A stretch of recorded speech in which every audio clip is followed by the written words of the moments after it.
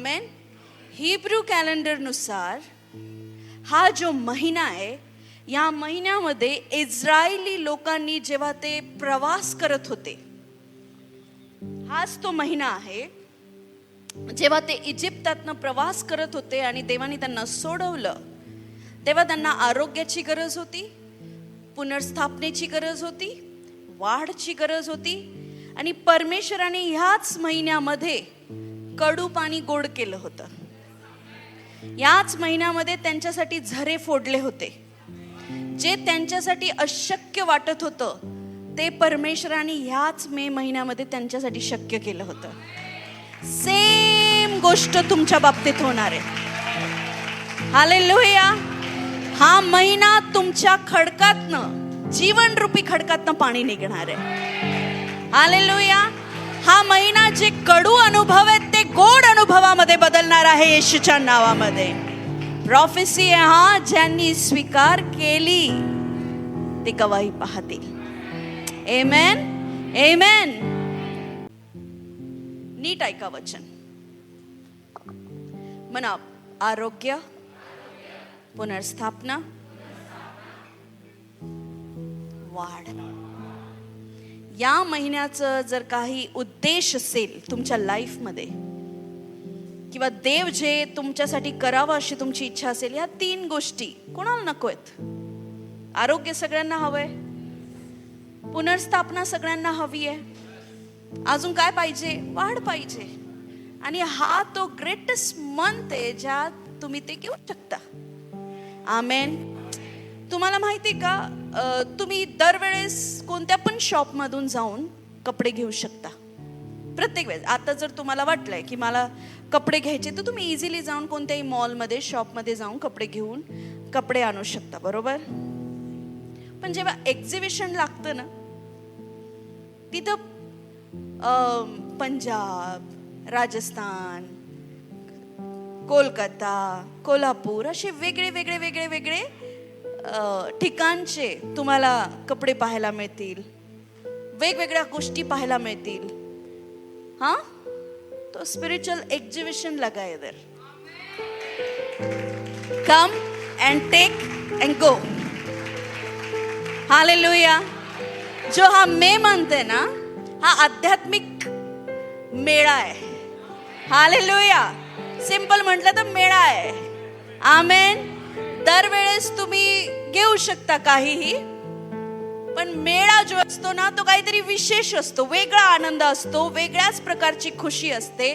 तुम्ही बिलीव्ह करता हा मे महिना तुमच्या मेळाचा महिना आहे, स्पिरिच्युअल मेळा. हालेलुया. मी जिथे जाईल तिथून आशीर्वाद प्राप्त करून घेईल. परमेश्वराने रक्तस्राव स्त्रीला कसं बरं केलं काल आपण ऐकलं. आमेन. तिने जवळजवळ सर्व काही, तिचा पैसा, तिची ताकद, तिची स्ट्रेंथ, सगळं काही लावलं होतं. काढूया ते वचन. मार्क 5:25. आणि तेथे रक्तस्रावाने 12 वर्ष पिडलेली एक स्त्री होती. तिने बऱ्याच वैद्यांच्या हातून पुष्कळ हाल सोसून आपल्या जवळ होते नव्हते ते सर्व खर्चून टाकले होते, तरी तिला काही गुण न येता तिचा रोग बळावला होता. येशू विषयीच्या गोष्टी ऐकून ती त्या गर्दीत शिरली आणि त्याच्या मागे येऊन त्याच्या वस्त्राला शिवली, कारण ती म्हणत होती, केवळ याच्या वस्त्राला शिवले तरी मी बरी होईन. तेव्हा लगेचच तिचा रक्ताचा झरा सुकून गेला व आपण त्या पिढेपासून बरे झालो आहोत असा तिला शरीरात अनुभव आला. मला जेवढा अनुभव आहे आतापर्यंत, कोणते पण बायबलमध्ये मोठे मोठे चमत्कार झालेत, पण जेवढं या स्त्रीबद्दल शिकवण्यात येतं, जेवढं या स्त्रीबद्दल बोलण्यात येतं ना, माझ्या अनुभवानुसार तेवढा प्रचार इतर कोणत्याच चमत्काराचा होत नाही, आरोग्याच्या चमत्काराचा. इवन लाजरस मेलेला उठलाय, त्याला पण एवढं आपण ऐकत नाही, पण ह्या स्त्रीबद्दल आपण नेहमी आणि नेहमी ऐकत असतो. का? कारण ह्या स्त्रीचा जो आजार होता ना, हा वेगळा होता, पण त्या आजारपणात तिची जी देवावरची कृती होती ना, ती एकदम वेगळी होती. आज परिस्थिती काय मंडळीची माहिती आहे का? आज का त्या स्त्रीसारखं पटकन आरोग्य मिळत नाही? कारण तिने जे एफर्ट्स घेतले, तिने जी इच्छा बाळगली, तिने ज्या पद्धतीने येशूला स्पर्श करण्याची जी इच्छा, तीव्र इच्छा तिच्या हृदयात होती, आज ती इच्छा लोकांमध्ये नाहीये. साधं डोकं दुखलं किंवा तुम्हाला पोट दुखलं, साधं तुमचं 3 दिवसाच्या प्रॉब्लेम्सनी, तरी सुद्धा तुम्ही घरी राहता. हालेलुया. की माझ्याकडनं नाही होणार, माझ्याकडे शक्ती नाही. पण ती एक अशी स्त्री आहे जिने आपला पैसा लावला, जिने आपलं सगळी ताकद संपली आहे. आणि 1 वर्ष नाही ना प्रियांनो, 6 महिने नाही, 3 महिने नाही, 6 महिने नाही, 1 वर्ष नाही, 2 वर्ष नाही, 3 वर्ष नाही, 4 वर्ष नाही, 5 वर्ष नाही, 6 वर्ष नाही, 7 वर्ष नाही, 8 वर्ष नाही, 9 नाही, 10 नाही, 11 नाही, 12 वर्ष. आज डायरेक्ट एक हे चेंज होतं 10 वर्षानंतर. काय म्हणतात त्याला? तो चेंज होऊन जातो. हालेलुया. 10 years. आणि एक स्त्री, असं म्हणतात स्त्रीमध्ये जी विल पॉवर असते ती फार कमजोर असते. ती पटकन कोणाच्या बोलण्याने दुखी होऊन जाते, ती पटकन निराश होऊन जाते, ती पटकन काय होते, हरून जाते. पण ही स्त्री जी आहे ना, ती वेगळी आहे. हालेलुया. म्हणून तिची चर्चा आहे, म्हणून तिचा आजाराची पण चर्चा आहे, तिच्या कृतीची चर्चा आहे, तिच्या येशूला तिला भेटण्याची जी तीव्रता होती तिची चर्चा आहे. हालेलुया. आज आपल्यामध्ये जर आपल्याला तुम्हाला जर आरोग्य हवं असेल, तुम्ही प्रभूमध्ये किती कष्ट घेताय त्याच्यावर तुमचं आरोग्य डिपेंड आहे. मी तुम्हाला सांगते, माझी एक गवाही, 5-6 वर्षापूर्वी मला मायग्रेन स्टार्ट झाला.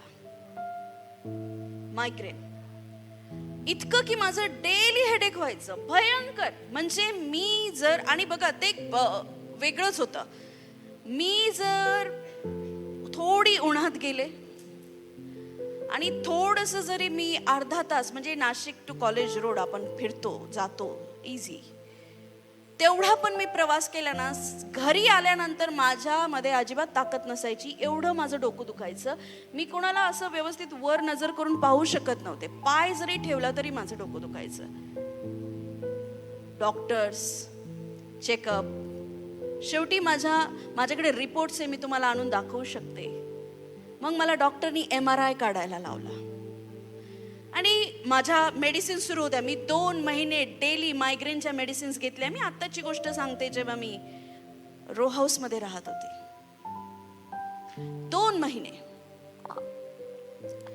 आणि जेव्हा डॉक्टर बोलला ना, आता तुम्हाला MRI काढावाच लागेल तुमच्या डोक्याचा, कारण तुम्हाला मायग्रेन तर दिसत आहे. आणि मायग्रेन चांगलं नसतं. डोकं दुखलं ना, सगळं शरीर फेल होऊन जातं, कारण इच्छाच होत नाही काही करण्याची. आणि तेव्हा मी म्हटलं की मी हा MRI नाही काढणार, कारण ते नाव ऐकूनच असं वाटतं काहीतरी पापच घडते का काय. एवढी नफरत असली पाहिजे तुम्हाला त्या चेकअप्स आणि त्या सर्व गोष्टींची. आमेन. आणि मला भयंकर त्रास व्हायचा. तेव्हा मी रोज माझ्या त्या फाईलवर हात ठेवला. मला रोज संध्याकाळी, माझा टाइम सुद्धा चुकला नव्हता पाहिजे, 7 वाजता मला 2 टॅबलेट्स घ्यायच्याच होत्या डेली. आणि त्या 2 महिने मी घेतल्या. टॅबलेट चुकली का रोज, म्हणजे त्या क्षणी माझं डोकं दुखणंच आहे. आणि तो जो मायग्रेन मला आज असताना मी अजिबात मिनिस्ट्री करू शकले नसते. म्हणजे शैतान बघा किती प्री प्लॅन करतो. अर्धा तास माझा प्रवास, मला त्रास व्हायचा प्रवासात जास्त. हालेलुया. पण मी त्याचा नाकार केला. माझं काय मायग्रेन होतंय, फायग्रेन होतंय, तरी मी चर्च घ्यायची, मिनिस्ट्री करायची, काम करायची, प्रेयरला बसायची. मायग्रेनच्या स्थितीत मी कधीच झोपली नाही. हालेलुया. हे एफर्ट्स जेव्हा आपण प्रभूला दाखवतो, की मला ह्याच्याशी नफरत आहे, मला काम करायचंय प्रभू, मला सेवा करायची आहे, मी अजून पण MRI काढला नाही. आणि देवाला धन्यवाद, आता जर डोकं दुखलं तर ते नॉर्मल डोकं दुखतं. मायग्रेनचं डोकं दुखणं खूप वेगळं असतं आणि देवाने माझ्या जीवनात ते पूर्णपणे घालून टाकलेलं आहे. Hallelujah, hallelujah. पण आज लोकांमध्ये ती इच्छा मेली, कॉम्प्रोमाइज करायला लागले. हालेलुया. की ठीक आहे, जसं डॉक्टर म्हणताय तसं करूया, तसं करूया. अरे नाही, तुझा प्रभू तुला आरोग्य देऊ शकतो जर आता खूप गोष्ट काहीतरी खेचल्या जाते लांब. आमेन. कळतंय का तुम्हाला?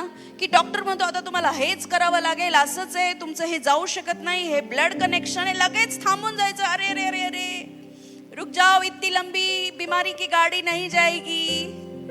Hallelujah, hallelujah. कारण आपल्याकडे अधिकार आहे, आपल्याकडे येशूचं रक्त आहे. आमेन. या स्त्रीने तेच केलं ना.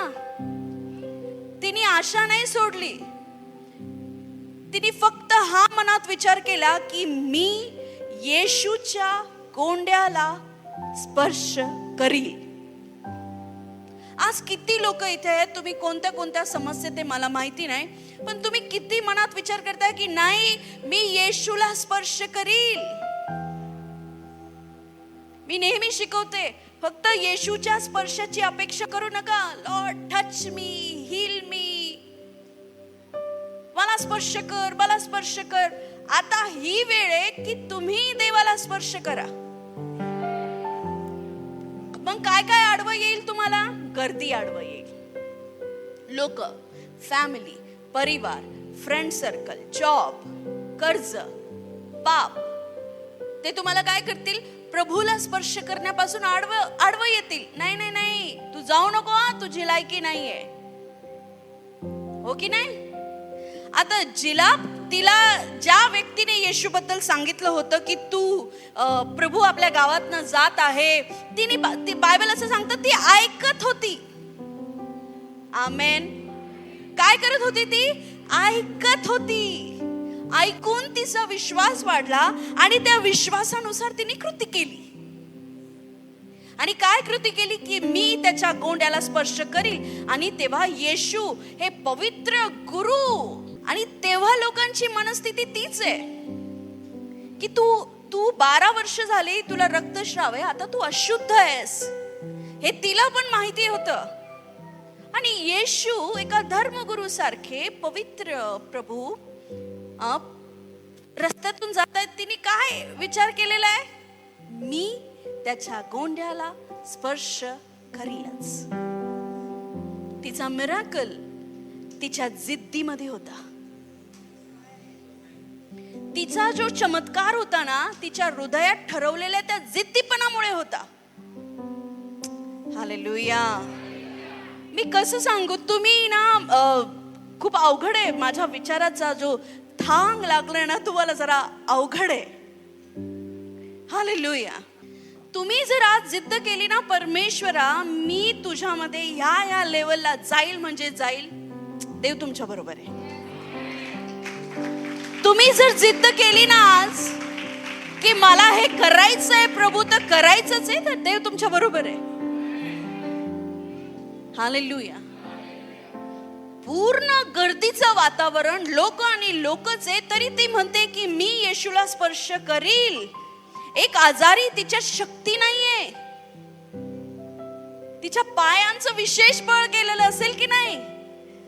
हालेलुया. आणि ती घसरत घसरत, माहिती नाही किती लांब बिचारी घसरत, तिच्या घरापासून तर येशू चालला त्या रोडापर्यंत, तोंड लपवत घसरत घसरत किती लोकांच्या पायाखाली ती तुडली गेली असेल. हालेलुया. किती लोकांनी तिच्या हाताला चेंदलं असेल तिच्या. हालेलुया. पण तिच्यात जिद्द होती, मी येशूला स्पर्श करेल. तिच्यात तो विश्वास होता की मी बरी होईल. तसं तुमच्यामध्ये विश्वास पाहिजे की ख्रिस्तामध्ये मी बरी होईल, ख्रिस्तामध्ये मी अशा स्तरावर, अशा लेवलला जाईल. हालेलुया. तुम्हाला काहीच नाही करायचंय, तुम्हाला फक्त त्याला स्पर्श करायचा आहे. मी एक दिवशी प्रार्थना करत होते आणि आपल्याला बऱ्याचशा प्रचारकांनी आणि देवाच्या दासांनी सांगितलेलं असतं की देव तुमची प्रार्थना ऐकतो. देव तुमची प्रार्थना काय करतो? तुमच्या सर्वांची, देवाची नजर सर्व पृथ्वीवर लागलेली आहे, देवाची नजर सर्व याच्यावर लागलेली आहे. अरे म्हटलं, मीच माझ्या प्रश्नात पडले. तुम्हाला प्रार्थना करताना प्रश्न पडले ना, म्हणजेच तुम्ही चांगले विश्वासणारे. आमेन. मला प्रश्न पडला, प्रभू काय गॅरंटी तुम्हाला आता ऐकत असशील? किती लोक प्रार्थना करत असतील माझ्यासारखं आता या क्षणी या वेळी? काय गॅरंटी की माझा आवाज तुझ्याकडे गेलाय? बरोबर ऐकताय का? तेव्हा परमेश्वर बोलला, रक्तस्राव स्त्री जी होती तिने जेव्हा येशूला स्पर्श केला तेव्हा प्रभू येशू काय बोलले? कोणीतरी मला. हे तेव्हा माझ्याशी देव बोलला. एवढ्या गर्दीने मग येशू बोलतो पण कोणीतरी मला स्पर्श केला. तेव्हा शिष्य बोलले, गुरुजी का थट्टा करत आहे? किती गर्दी आहे तुमच्या आजूबाजूला. प्रभू काय बोलला? तसं नाही, कोणीतरी मला खरोखर स्पर्श केला. देवाला धक्काबुक्की कळते आणि देवाला खरा स्पर्श कळतो. हालेलुया. म्हणा, देवाला धक्काबुक्की कळते आणि देवाला खरा स्पर्श पण कळतो. हालेलुया. मला सांगा बरं, जगामध्ये किती लोक आहे आपण? कितीतरी संख्या आहे, हा ना? कितीतरी अरब लोक आहे आपण. कोणी गव्हर्नमेंटच्या नजरेतून सुटू शकतं का? जगामध्ये किती बँक अकाउंट आहेत? जगामध्ये किती बिझनेसेस आहेत? आणि जर तुम्ही म्हणशाल मी माझा जो टॅक्स देणं लपवतो, मी देत नाही किंवा काय, तुम्ही जर एकट्याने तुम्ही म्हटलं एवढे लोक आहे, गव्हर्नमेंटचं काय माझ्याकडे लक्ष जाईल, मी जर असं केलं तर खटक्यान तुम्हाला मेसेज येतो की नाही? येतो की नाही? एवढे लोक जगात आहे पण तुम्ही जर टॅक्स चुकवला तर तुम्हाला खटक्यान मेसेज येईल ना. मग जर गव्हर्नमेंटची नजर तुमच्यावर आहे तर मग देवाची नसणार का? हालेलुया. तर एवढ्या अरबो खरबो लोकांमधून गव्हर्नमेंट तुम्हाला पर्सनल टॅक्स पाठवू शकते, तर देव तुम्हाला पर्सनली भेट नाही देऊ शकत का? आमेन. हालेलुया. तर हा महिना जो आहे तो आरोग्याचा महिना. त्या रक्तस्राव स्त्रीने तिचं आरोग्य जसं जिद्दीने मिळवून घेतलं प्रियांनो, तसंच तुम्ही तुमचं आरोग्य जिद्दीने मिळवून घ्या. आमेन. हालेलुया. हालेलुया. या महिन्यात 3 कॅरेक्टर विसरू नका. पहिलं कॅरेक्टर ही स्त्री जिने तिचं आरोग्य मिळवून घेतलं. देवासाठी काही अशक्य नाही. तुमचा आजार 12 वर्षाचा असो, 22 वर्षाचा असो, का 29 वर्षाचा असो. हालेलुया. हृदयातून त्याला स्पर्श करा, त्याला भेटण्याची इच्छा बाळगा. आज तुम्ही येशूला कसे भेटू शकता? जा, आपला दार बंद कर आणि प्रार्थना कर. आमेन. मी 3 दिवसापूर्वी प्रार्थनेला गेले, मला एकदम ड्राय वाटत होतं. ड्राय म्हणजे मला असं, माझ्याकडे लक्ष द्या, लहान मुलांना थोडंसं गप्प करा. माझं मनच काय मी शब्द बोलू मला कळतच नव्हतं. मला उपस्थितीच जाणवत नव्हती देवाची, काहीच समजत नव्हतं. पण मी म्हटलं इथून बाहेर नाही जायचं प्रिया. दरवाजातून प्रेयर रूम मधून बाहेर जाऊच नको. मी गुडघ्यावर आली आणि शांत कितीतरी म्हणजे 20-1 मिनिटं गुडघ्यावर शांत बसून राहिली. मग मी काय केलं, मग मी इतर लोकांसाठी प्रार्थना करायला सुरुवात केली. प्रभू, जे कोणी मेडिकल कॉलेजमध्ये आजारी असतील त्यांना बरं कर, जे कोणी बेडवर असतील त्यांना आणि जसंही मी इतर लोकांसाठी प्रार्थना करायला सुरुवात केली, परमेश्वराची उपस्थिती मला जाणवायला लागली. आमेन. हालेलुया. कधी होतं का असं प्रार्थनेला गेले आणि काही सुचतच नाहीये? तर बसा, उठू नका आणि इतरांसाठी प्रार्थना करा. तुमची समस्या काही पण असू द्या, पण इतरांसाठी प्रार्थना करा. आमेन, आमेन. रक्तस्राव स्त्रीचा चमत्कार तिच्या कृतीत आणि तिच्या जिद्दीमध्ये होता. म्हणा, कृती आणि जिद्द. प्रभूमध्ये असताना प्रभूमध्ये जिद्द आणि कृती करणं कधीच थांबवू नका. माझा आशीर्वाद मी घेऊनच राहील, माझं आरोग्य मी घेऊनच राहील येशूच्या नावामध्ये. आमेन, आमेन, हालेलुया. निर्गमन 15:26 काढूया. तू आपला देव परमेश्वर याचे वचन मनापासून ऐकशील आणि त्याच्या दृष्टीने जे नीट ते करशील, त्याच्या आज्ञाकडे कान देशील आणि त्याचे सर्व विधी पाळशील, तर मिस्री लोकांवर जे रोग मी पाठवले त्यापैकी एकही तुझ्यावर पाठवणार नाही. आमेन.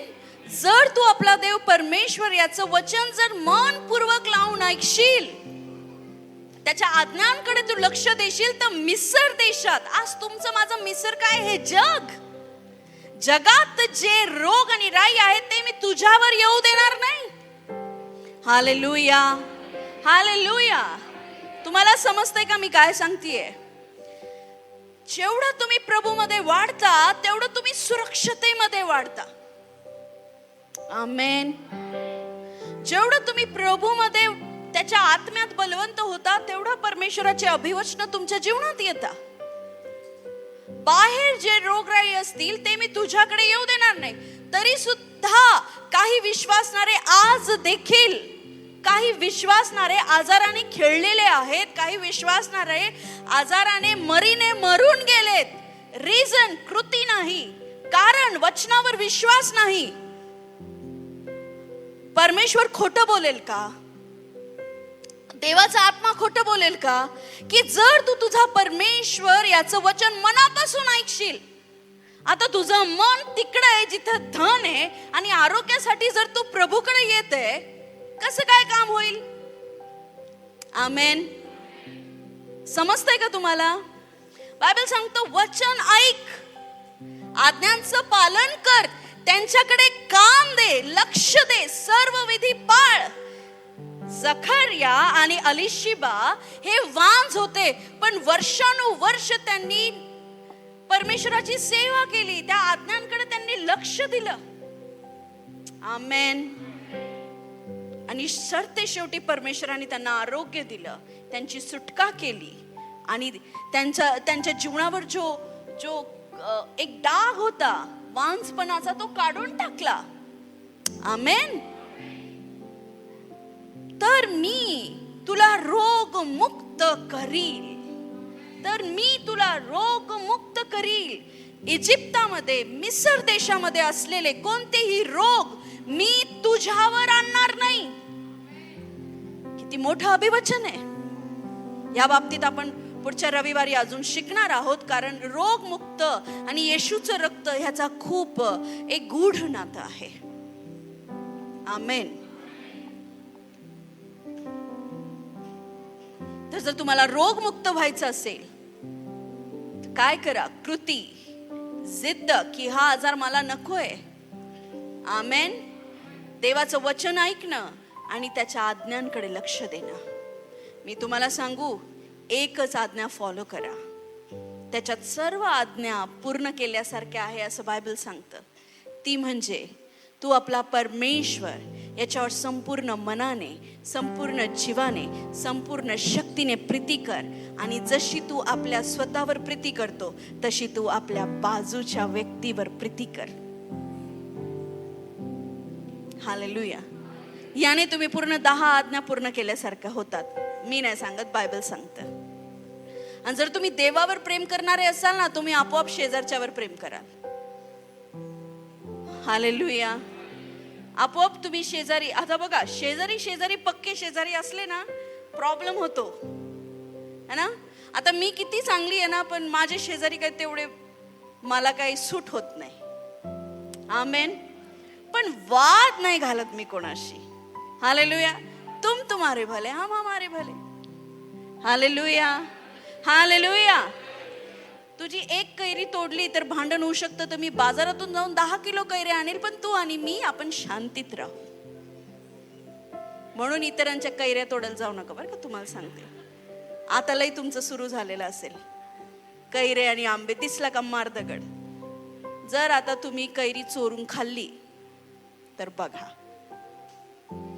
शेजारच्या म्हणा बाजारात जाय, किलोभर घे 50 रुपयाची आणि हप्ताभर खाय, पण चोरीचं खाऊ नको. चोरीचं गोड लागतं ना, हा, पण चोरी चोरी आहे. हा, जर तुमच्या दारात पडली तर गोष्ट वेगळी. हा, एवढे पण धार्मिक बनू नका की तुमच्या दारात पडली आणि जाऊन देता, कैरी पडली होती घ्या. हालेलुया. काय नाही, आपल्या दारात पडली म्हणजे आपल्याकडे आली. आमेन. God bless you. तर परमेश्वर नुसतं शरीरातच आरोग्य देत नाही, जे आरोग्य आहे परमेश्वर मनाचं आणि आत्म्याचं देखील आरोग्य देतो. हालेलुया. तर हा जो महिना आहे तुमच्या फक्त शरीराच्याच आरोग्याचा नाही आहे, तुमचं आत्मिक आरोग्य आहे. हालेलुया. आणि तुमचं मनाचं पण आरोग्य आहे. खूप लोकांना मनाच्या आरोग्याची गरज आहे आता. तुम्ही म्हणशाल पास्टर मी पूर्ण फिट आहे ना, मला काही आजार नाही, माझे काही रिपोर्ट नाही नाही, पण मन जिथं भटकलंय ना, मन जिथे व्यस्त आहे, विचलित आहे, त्रासात आहे, निराशेत आहे, हा महिना देव तुझ्या मनाची भेट घेणार आहे. हालेलुया.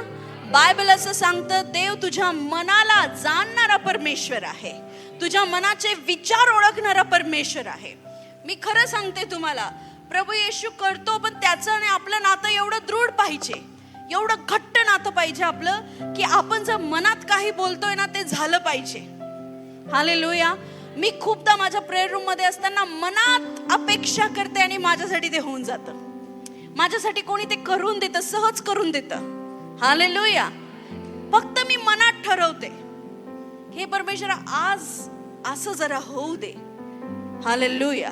आता मी मनात असं ठरवते की परमेश्वरा थँक्यू, नवीन गाडी आली आहे. हालेलुया. परमेश्वर ऐकल. आता मी बोलले, पण मनात कोणती गाडी आली ती मी मनात बोलले. आमेन. तर ते देवाने ऐकलंय. तसंच देव या महिन्यात तुमच्या मनाची देखील भेट घेईल. तुम्ही त्याचा अनुभव घेशाल. परमेश्वर तुमच्या मनाच्या विचारांना हील करत आहे. कारण खूप लोक मुखावर तर हसू ठेवतात, पण मनात स्वतःला खूप निराशेत आणि खूप हताश आणि दुखावलेले असे बघत असतात. आमेन. पण हा मंथ देव तुला रोगमुक्त करणार आहे. हा जो महिना आहे तुझ्या मनाला देखील परमेश्वर हील करणार आहे. हा मंथ देव तुझ्या आत्म्याला देखील हील करणार आहे. स्पिरिट हील करणं म्हणजे काय, आत्म्याचं आरोग्य म्हणजे काय. हालेलुया. प्रार्थनेत मन न लागणं, प्रार्थनेची वेदी तुटलेली आहे, उपवास जमत नाहीये, है ना, हे काय आहे, आत्मिक आजारी पण आहे. प्रार्थनेला बसताय, सुचत नाही, उमजत नाही, 10 मिनिटाच्या वर, 15 मिनिटाच्या वर, कस काय तास 2-2 तास देऊ मी देवाला. हालेलुया.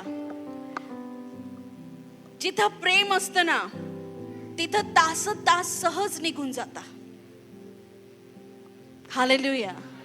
सहज निघून जाता. तुम्ही जर एखाद्या कुटुंबात गेले आणि त्या कुटुंबाचं तुमचं फार जमतंय, तुमचे तास सहज बोलण्यात निघून जाता. तसं तुमचं आणि येशूचं जमू द्या. आमेन. म्हणजे काय होईल, सहज तास निघून जातील. हालेलुया. तर हा जो महिना आहे ना, हा तुझ्या आत्म्याच्या आरोग्याचा महिना आहे. बघा, आत्म्याचं आरोग्य म्हणजे काय, पोट बिघडलं तर तुम्ही जेवण कमी करता, भाकर खाऊ वाटत नाही, जेवू वाटत नाही, मसाल्याचं खाऊ वाटत नाही, का जळजळ होते, पोटात प्रॉब्लेम झालाय.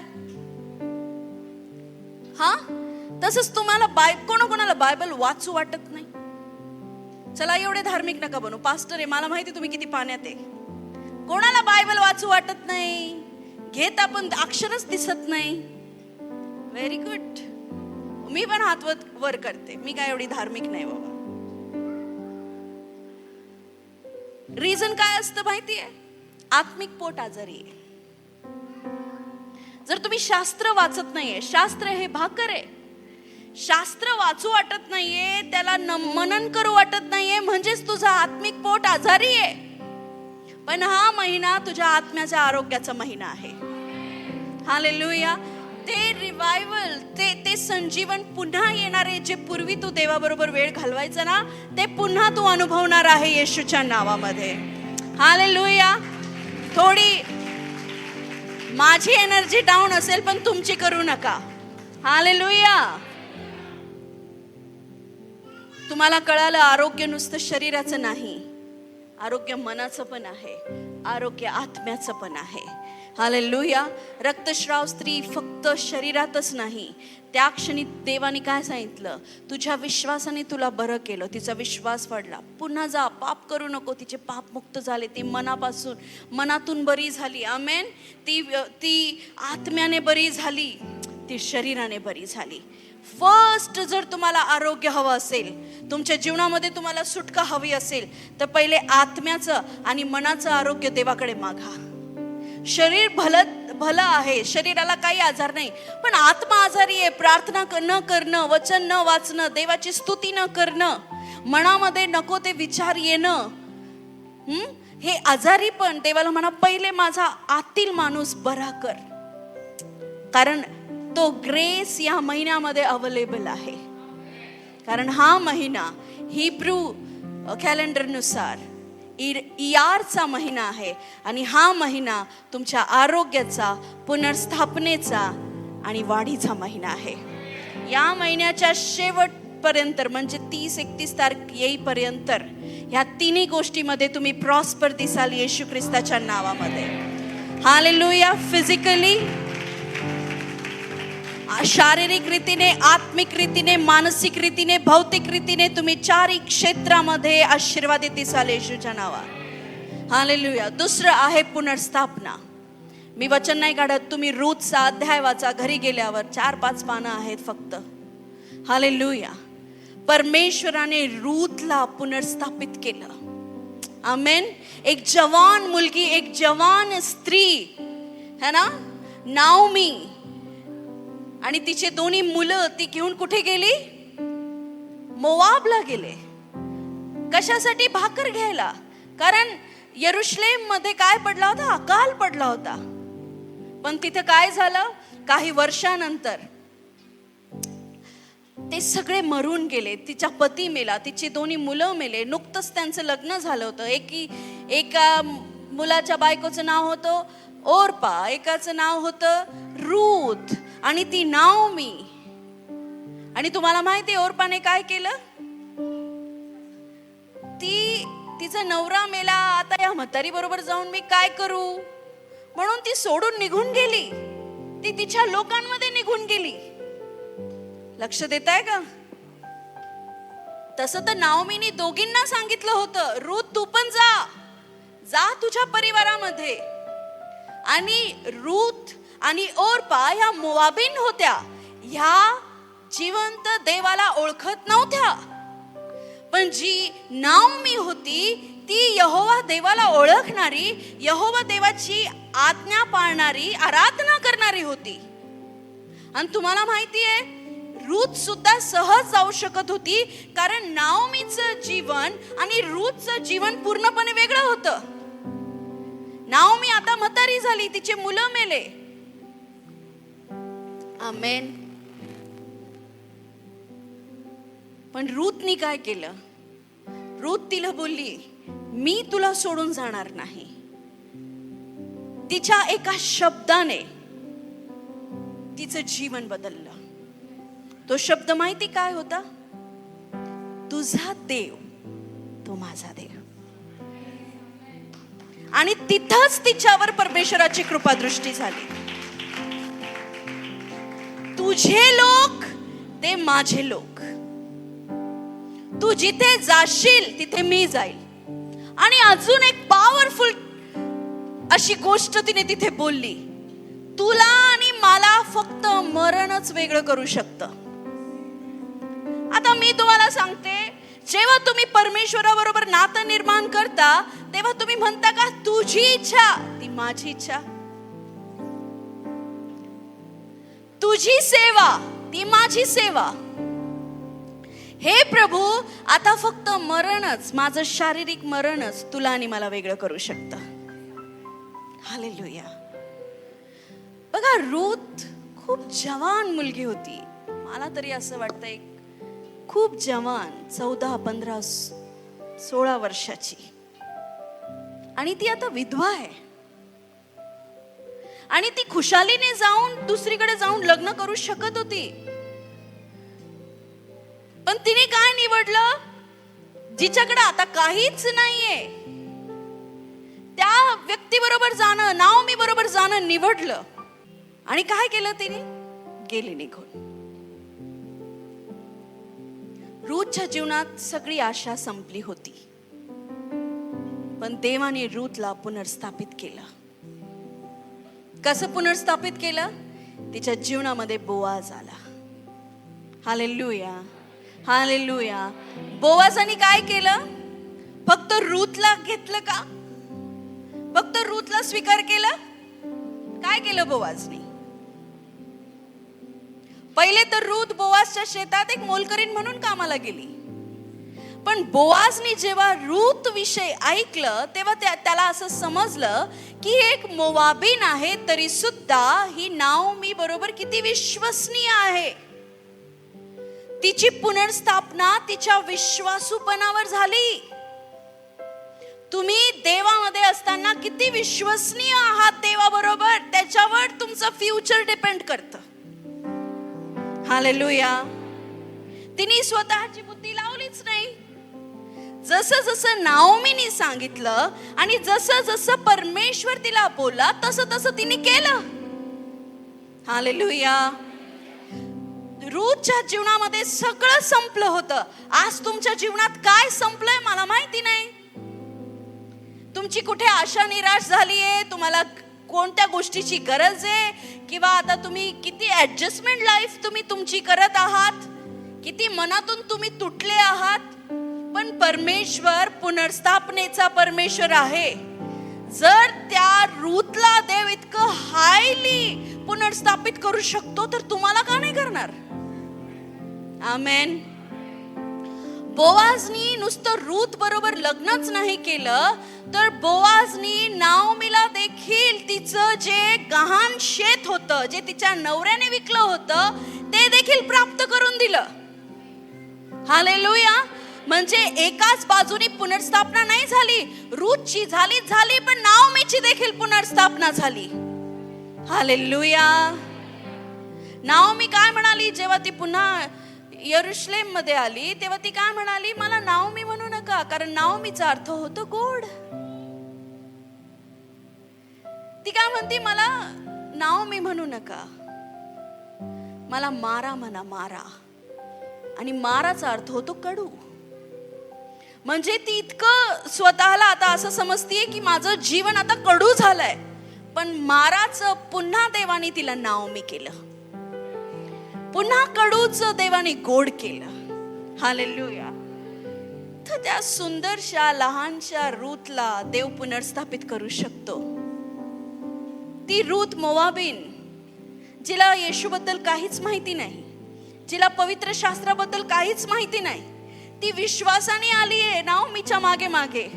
पण आज तुम्हाला शास्त्र कळतं, आज तुम्हाला चर्च आहेत, आज तुम्हाला पास्टर आहेत, आज तुम्हाला परमेश्वराची उपस्थिती कळते, वाचता लिहिता येतं, प्रभू काय माहितीये.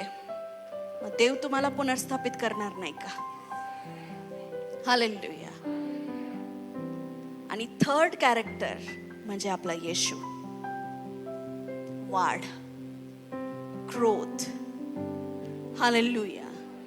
येशूने एक गोष्ट सांगितली, जसा गव्हाचा दाणा जमिनीत एकटा पडतो आणि मरतो, आणि जेव्हा तो कुचतो आणि मरतो तेव्हा बहुत फळ घेऊन येतो, खूप फळ आणतो, तसंच आपला प्रभू येशू ख्रिस्त देखील कुजला, मेला आणि खूप फळ घेऊन आला.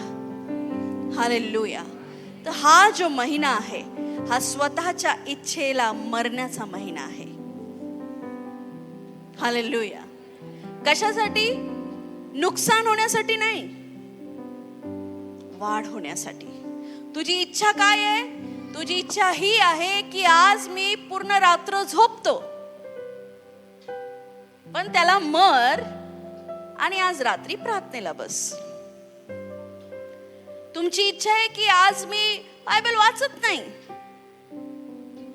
तुला इच्छा नाही होते प्रार्थना करायची, तुझी इच्छा भलतीकडेच पसरली आहे, तर तू काय कर? स्वतःसाठी मर आणि बळजबरीने बस आणि कर. ज्या क्षणी तुम्ही तुटाल ना, फळ घेऊन याल.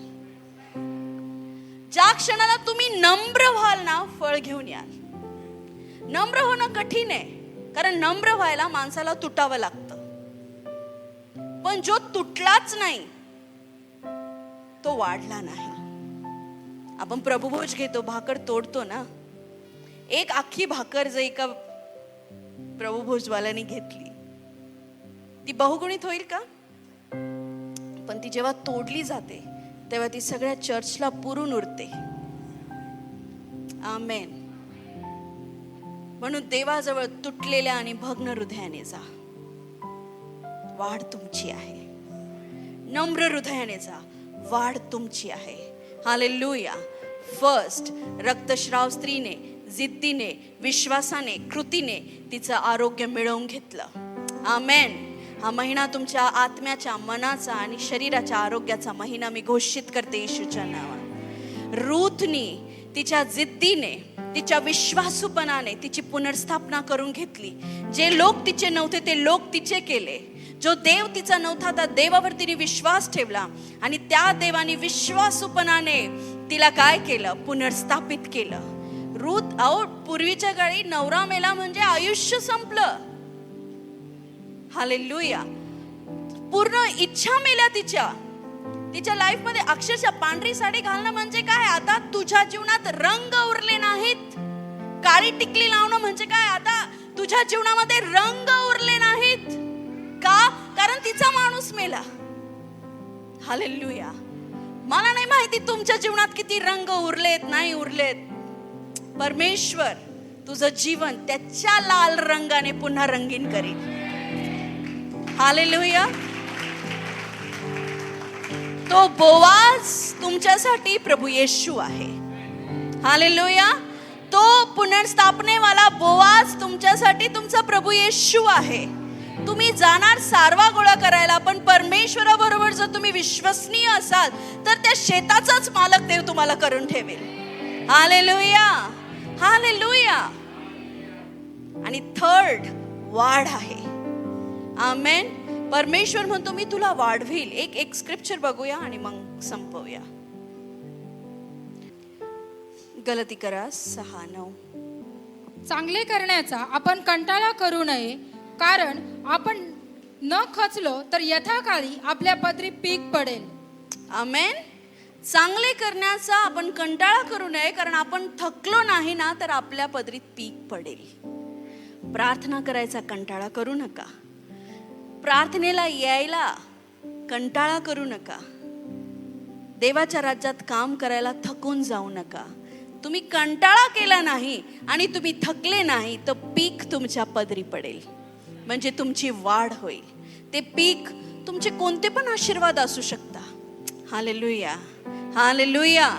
काय तुम्ही बिलीव्ह करता की देव ह्या तिन्ही क्षेत्रात तुम्हाला उंच करत आहे? तुमची ग्रोथ होणार आहे.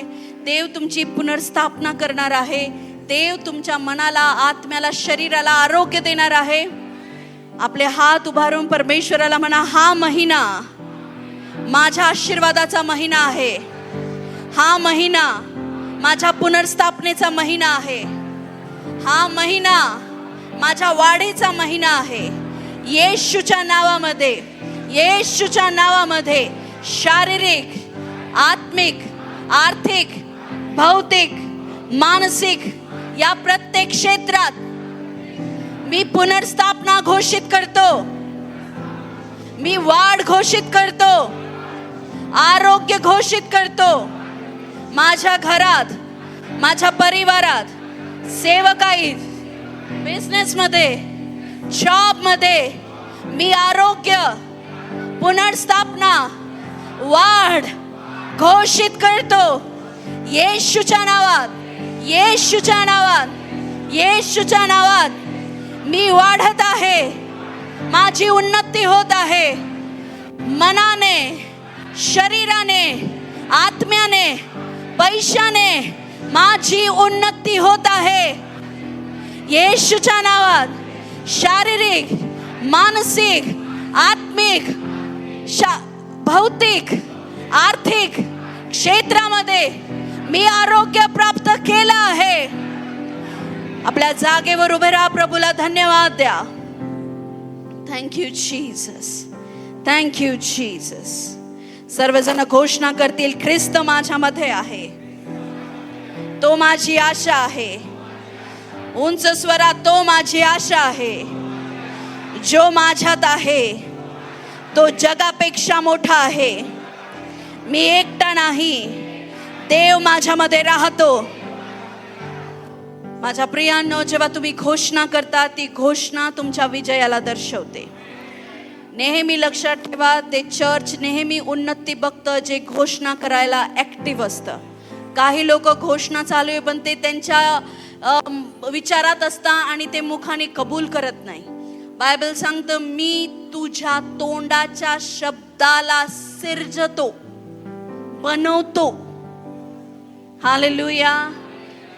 बायबल सांगतं, मी तुझ्या मुखात जीवन आणि मृत्यूचं सामर्थ्य दिलं आहे. म्हणून मी नेहमी प्रयत्न करते की तुम्हाला घोषणेमध्ये नेईल, कारण तुमची घोषणा तुमच्या विजयाला दर्शवते. आमेन, आमेन. म्हणून जेव्हा मी घोषणा करते, विशेष करून आत्म्यात राहून तुमच्यासाठी ते काढून आणते, मी सिलेक्ट करून. हालेलुया. तर विचार करा, जर मी नांगरलंय, पेरलंय, पाणी घालायला काय जाते तुम्हाला? तुम्हाला फक्त पाणी टाकायचंय, वाढ देव करील. हालेलुया. कारण बी जेव्हा पेरलं जातं, एक शेतकरी जेव्हा बी पेरतो तेव्हा त्याला माहिती नाही ते कसं उगतं, पण ते उगतं. हालेलुया. त्याला माहिती नाही ते कशा पद्धतीने ग्रो करतं, पण ते करतं. म्हणून घोषणा करा.